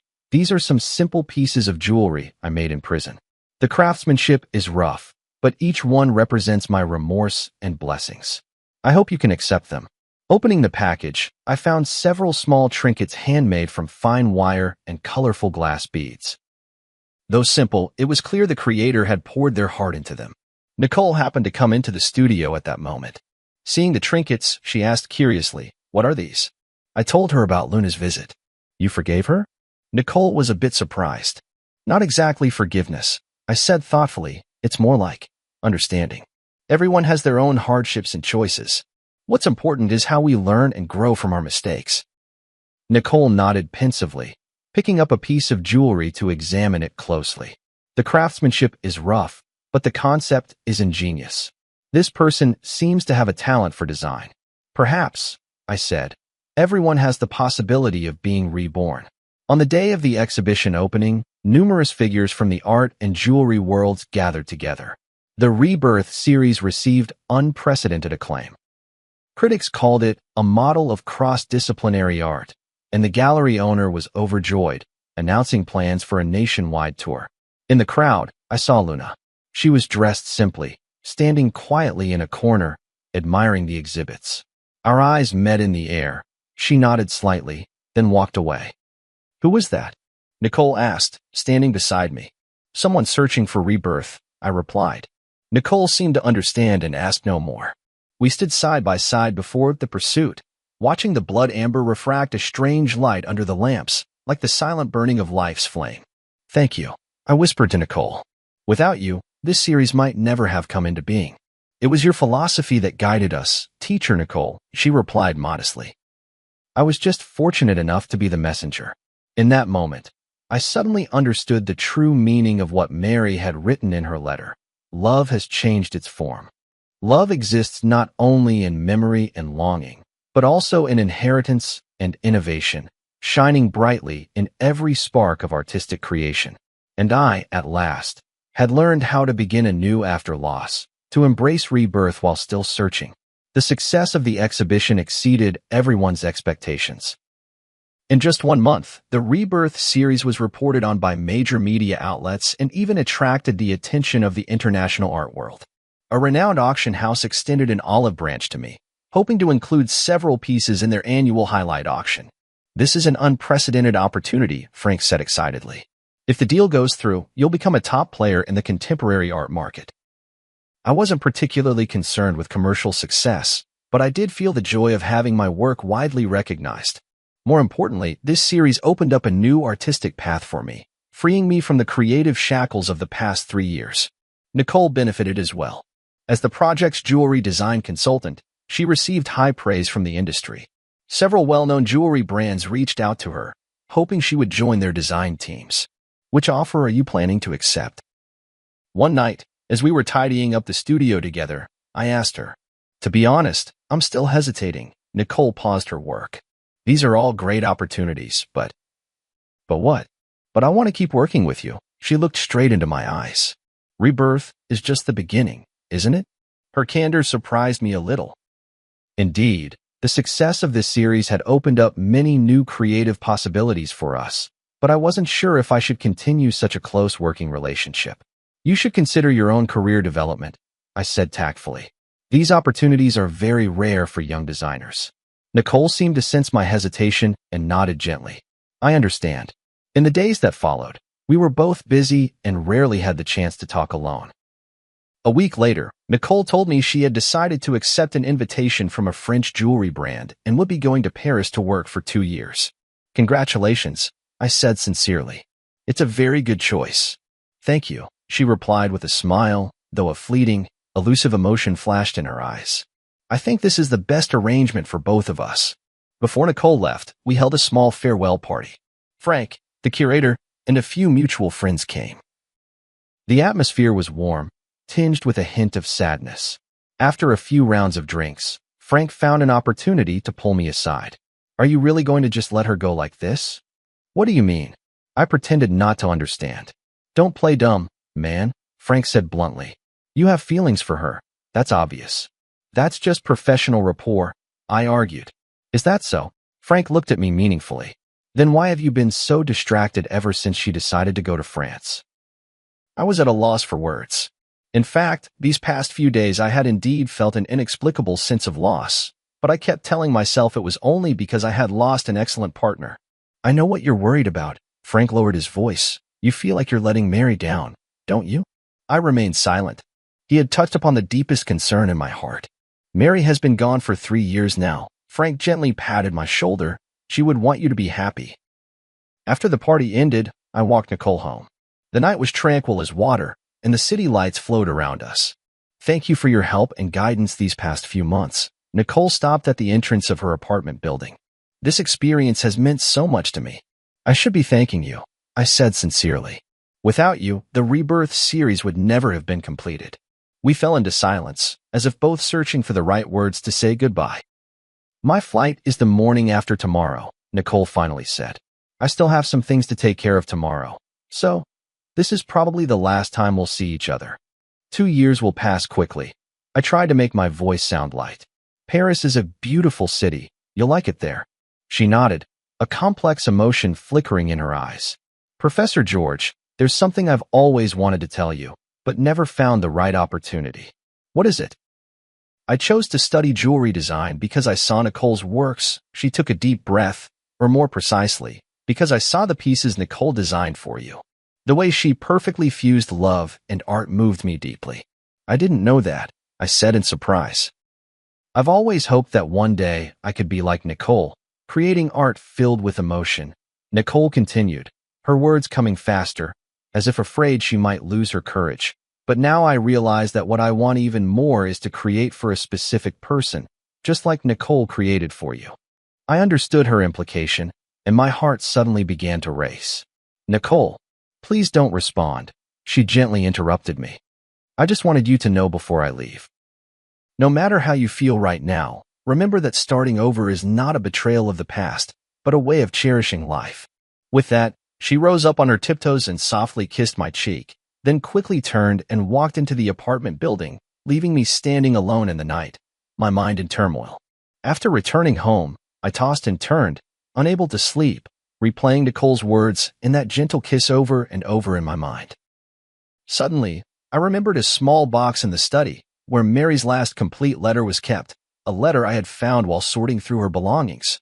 But at the time, overwhelmed by grief, I never had the courage to open. Now, I finally mustered the courage to walk into the study and retrieve that delicate little box from the depths of the drawer. Inside lay a pale pink letter, bearing Mary's familiar handwriting. Dearest George, by the time you read this letter, you may find yourself at a crossroads in life, hesitating between moving forward or staying where you are. My greatest wish is that you can move bravely through life, as freely as your brush glides across the canvas. Love is not a shackle, but a liberation. Memory is not a burden, but a source of strength.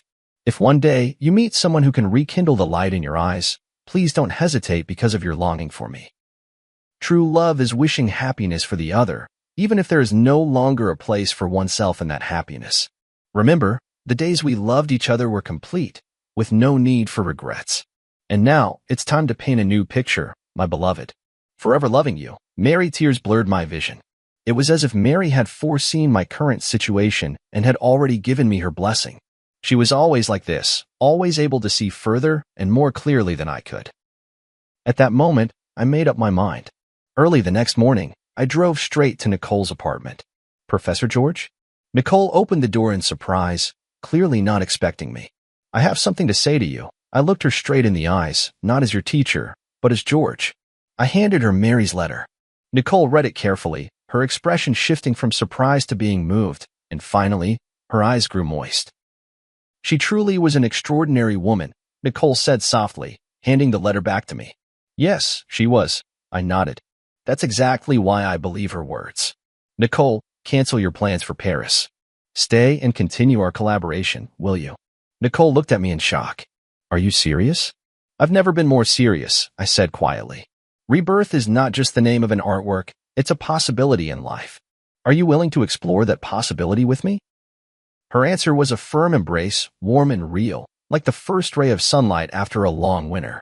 In that moment, I felt as if Mary was somewhere, smiling down on us, blessing this new beginning. Life is like that blood amber, enduring countless ages of change and sedimentation, ultimately transforming into an eternal radiance. And I, at last, understood what true pursuit is, what true rebirth means.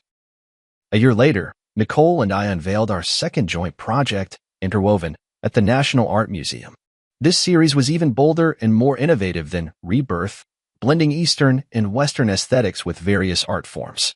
Critics hailed it as a significant breakthrough in contemporary art. At the opening ceremony, Nicole held my arm as we faced the media interviews and congratulations from the audience together.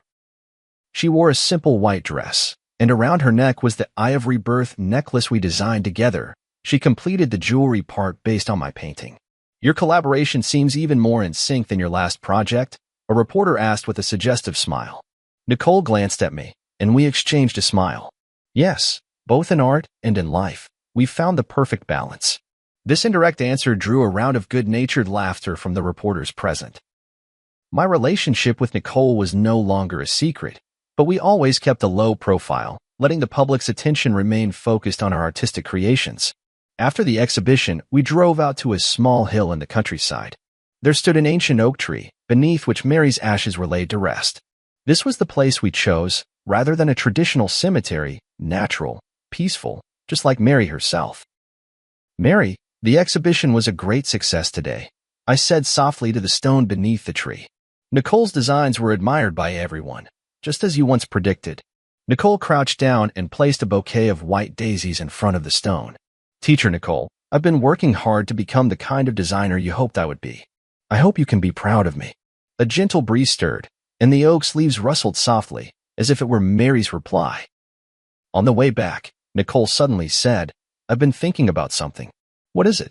"If that woman who pretended to be Ms. Nicole hadn't appeared, you might never have found the blood amber, never created the pursuit, and we might never have met." Her words made me fall into deep thought. Indeed, it was the series of events triggered by that deception that ultimately led to everything now. It feels as if, in the unseen, some force has been orchestrating it all. "Perhaps that's the irony of fate," I said softly. "Sometimes, the worst beginnings can lead us to the best endings." When I returned home, I received an unexpected package. Upon opening it, I found a delicate little box containing a handmade ring. Though simple, the craftsmanship had improved greatly compared to the pieces I had seen before. There was a note attached. "Mr. George, thank you for your kindness and understanding a year ago, which gave me the courage to start over. Now I have found a job at a small jewelry shop, and my life is gradually getting back on track. This ring represents my gratitude, and I wish you happiness and well-being on your new path." "Luna," I handed the ring to Nicole. After examining it carefully, she remarked, "Her skills have improved a lot. She truly is talent." "Some mistakes in life shouldn't become permanent scars," I sighed. "Everyone deserves a second chance." That night, we sat in the studio, discussing ideas for the next series. Nicole suddenly proposed a bold idea. I was thinking, maybe we could try connecting the different stages of our work to create a complete narrative. From eternity to quest, then to rebirth, and intertwined, they're actually different phases in a person's life journey. "You mean?" "A complete story about loss, searching, rebirth, and integration," she explained excitedly, ultimately asking what is the most precious treasure in life. "Love." I finished her sentence. "No matter what form it takes." Nicole nodded, her eyes sparkling with creative fire. "We could call it the forms of love, an unprecedented artistic exploration." "Sounds like a long-term, ambitious project." "We have time," she smiled, holding my hand. "We have so much time." In that moment, I felt a powerful surge of creative inspiration, just like when I first began my artistic career years ago, filled with passion and possibility. But this time, I was not facing the blank canvas alone.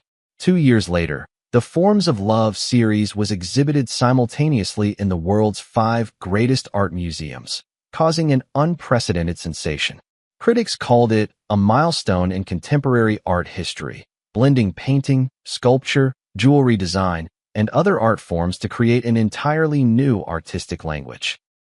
The final piece of the exhibition was titled Eternal Ring, a massive circular canvas depicting every form of love in life, familial, platonic, romantic, and the love for art itself.